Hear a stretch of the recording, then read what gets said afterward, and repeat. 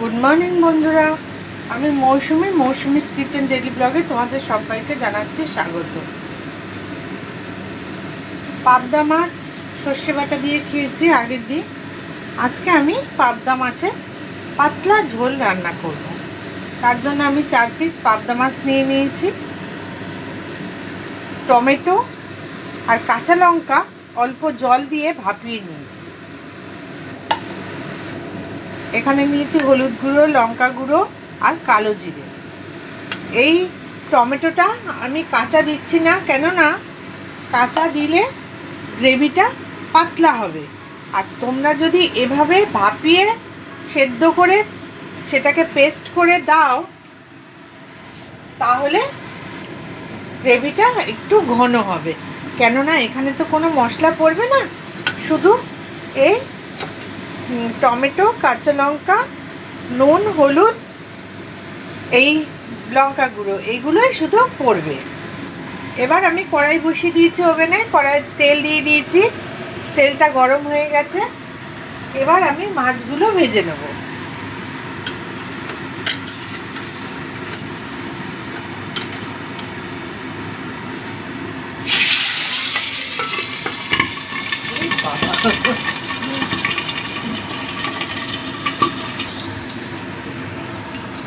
মাছটার এক পাশ ভাজা হয়ে গেছে, এবার আমি উল্টে দিচ্ছি। এই দিকটাও ভালো করে ভেজে নেব। মাছটা ভাজা হয়ে গেছে, এবার আমি তুলে নিচ্ছি। আবারও আমি দুটো মাছ ভেজে নেব।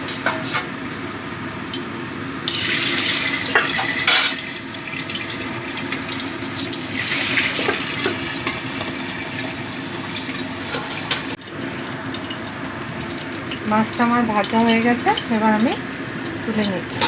দেখো বন্ধুরা, আমি সব মাছগুলো ভেজে নিয়েছি। এবার কড়াইয়ের যে তেল আছে তার মধ্যে আমি আর একটু তেল দিয়ে দেব। তেলের মধ্যে দিয়ে দেব কালো জিরে ফোড়ন। কালো জিরে ফোড়ন দিয়ে দিলাম। ফোড়নটাকে একটু ভেজে নেব।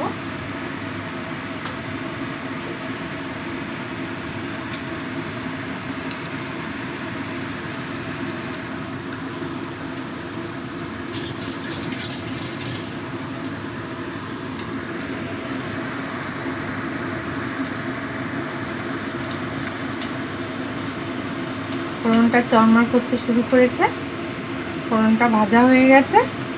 এবার আমি যে কাঁচা লঙ্কা আর টমেটোর পেস্টটা করে রেখেছিলাম সেটা দিয়ে দেব।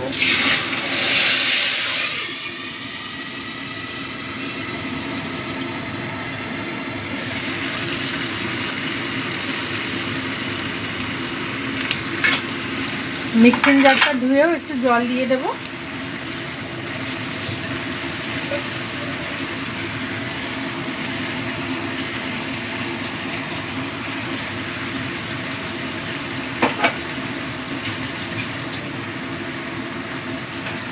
এবার মশলাটা কষাতে থাকবে।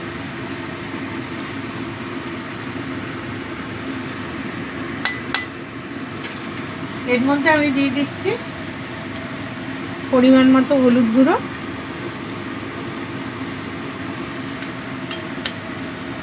আর দিচ্ছি অল্প লাল লঙ্কার গুঁড়ো। কেননা কাঁচা লঙ্কা দিয়েছি তো, ওই জন্য লাল লঙ্কা অল্প দিলাম। আর একটু কাশ্মীরি লঙ্কার গুঁড়ো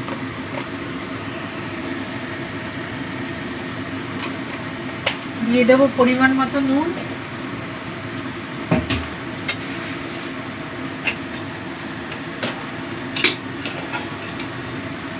নুন দিয়ে দিলাম। এবার আমি ভালো করে কষাতে থাকবো যতক্ষণ পর্যন্ত না তেলটা বেরিয়ে আসছে।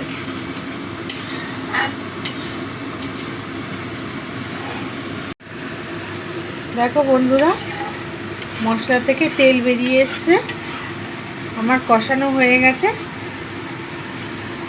এবার আমি দিয়ে দিচ্ছি গরম জল।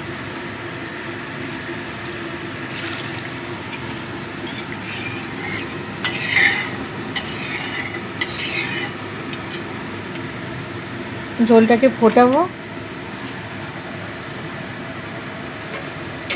ফুটতে থাক, তারপর আসছি। ঝোলটা ভালো মতো ফুটে গেছে, এবার আমি মাছগুলো দিয়ে দেবো।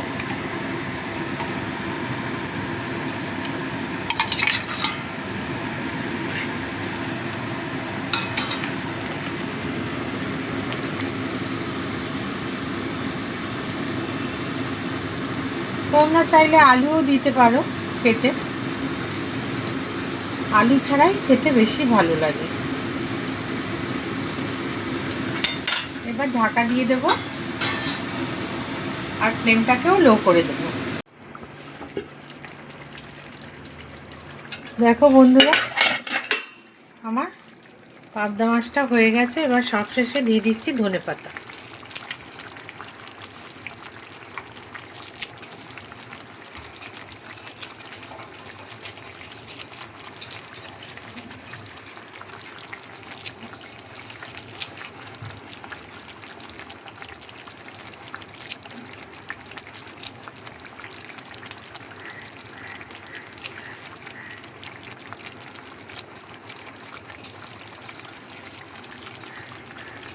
এবার ধনেপাতাটাকে ভালো করে মিশিয়ে দেব।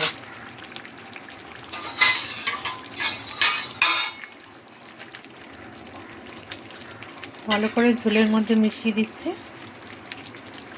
যাতে ধনেপাতার ফ্লেভারটা ঝোলের মধ্যে ঢুকে যায়।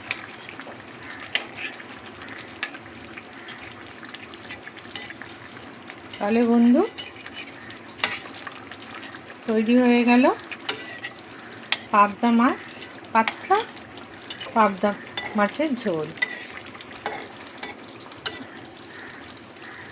তোমাদের যদি রেসিপিটা ভালো লাগে বন্ধু, তবে লাইক করো, শেয়ার করো বন্ধু বান্ধব আত্মীয় স্বজন সবার মধ্যে, আর ছোট্ট একটা কমেন্ট করে আমাকে জানিও কেমন লাগলো রেসিপিটা। আমি আশা করছি তোমরা নিশ্চয়ই কমেন্ট করবে, কেননা রেসিপিটা এত ভালো হয়। আর পাশে থাকা বেল বাটনটিও প্রেস করে দিও, তাহলে আমার রোজকার রেসিপি তোমাদের কাছে চলে যাবে। আজ এ পর্যন্তই বন্ধুরা, আর আবারও আসবো নতুন কোনো একটা রেসিপি নিয়ে। তোমরা ভালো থেকো, সুস্থ থেকো, আর অনেক ধন্যবাদ তোমাদের।